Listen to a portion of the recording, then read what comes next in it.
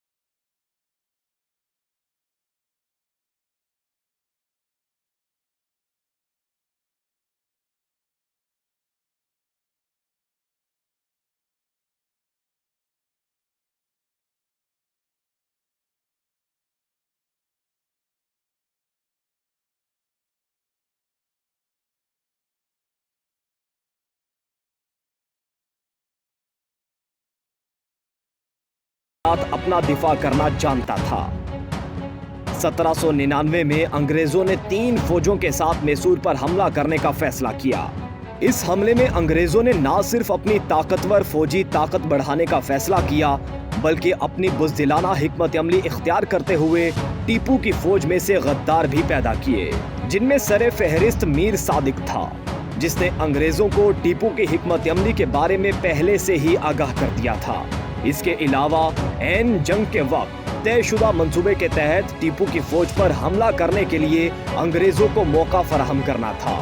नाज़रीन, 3 जंगों में इबरतनाक शिकस्त के बाद चौथी मैसूर जंग में दारुल हुकूमत श्रीरंगापट्टनम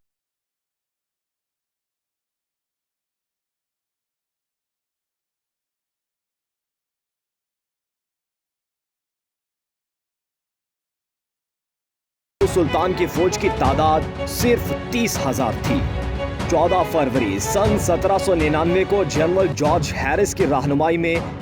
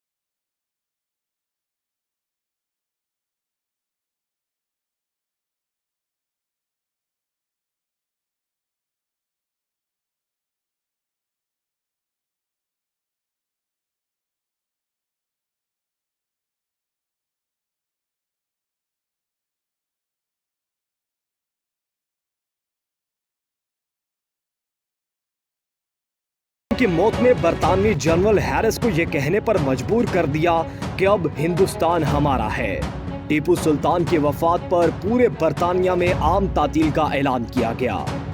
नाज़रीन, टीपू सुल्तान मैसूर से तकरीबन 15 किलोमीटर दूर श्रीरंगापट्टनम में एक खूबसूरत मकबरे में अपने वालिद हैदर अली और वालिदा फातिमा फखरुन्निसा के पहलू में दफन हैं।